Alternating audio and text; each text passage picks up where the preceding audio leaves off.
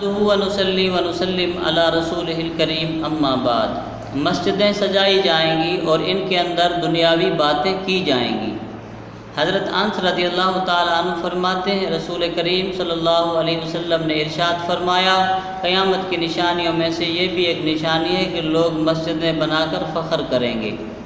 اور آج کل کا حال بھی یہی ہے کہ بقول حضرت انس رضی اللہ تعالیٰ عنہ کہ تم ضرور مسجدوں کو یہود و نصارہ کی طرح سجاؤ گے، دل کو منتشر کرنے والے رنگ برنگے ٹائل ہوں گے اور اس کے اندر جھاڑ فانوس اور ہانڈیاں اور دل فریب فرش اور پیش و بہا پردے اور دوسری بھی زیب و زینت کی اور آرام و راحت کی جو چیزیں ہیں مسجدوں میں موجود ہوں گی۔ اور ان دنیاوی چیزوں نے مسجدوں میں پہنچ کر اوقات نماز کے علاوہ مسجدوں کو مکفل یعنی تالا لگنے کے اوپر مجبور کر دیا، کیونکہ مسجد ہر وقت کھلی رہتی تھی، مگر دنیاوی چیزیں رکھ کر ہم نے مسجدوں کو بھی تالے لگا دیے ان کی حفاظت کے لیے۔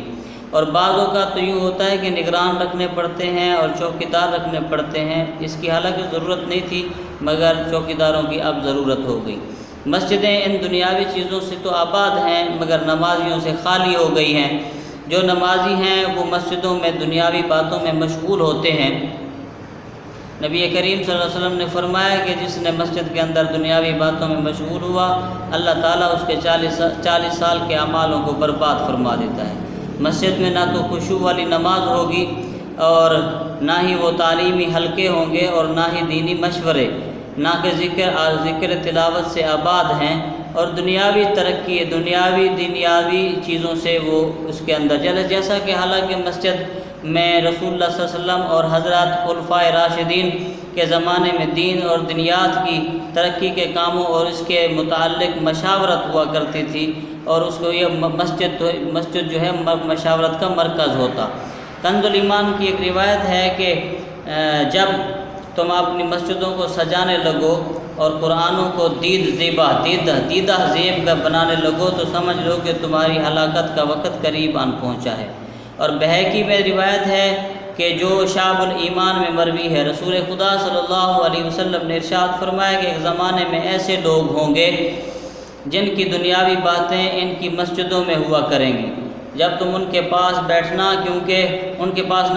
کیونکہ خدا کو ان کی کوئی ضرورت ہی نہیں۔ دنیاوی جو باتیں کرتے ہیں ان کے ساتھ نہ بیٹھنا کیونکہ اللہ کو ان کی کوئی ضرورت نہیں۔ دعا کرتے ہیں اللہ تبارک و تعالی میرے یہ ٹوٹے پھوٹے الفاظ قبول فرمائے۔ اگر آپ کو یہ ویڈیو پسند آئی ہے تو ضرور سبسکرائب کیجئے گا اور لائک بھی کیجئے گا، اور آپ کے تعاون سے یہ دین کی باتیں آپ تک پہنچتی رہیں گی اور ہم بھی اس نیک اور کار خیر میں حصہ بنے رہیں گے اور آپ بھی حصہ بنے رہیں گے۔ آمین ثم آمین۔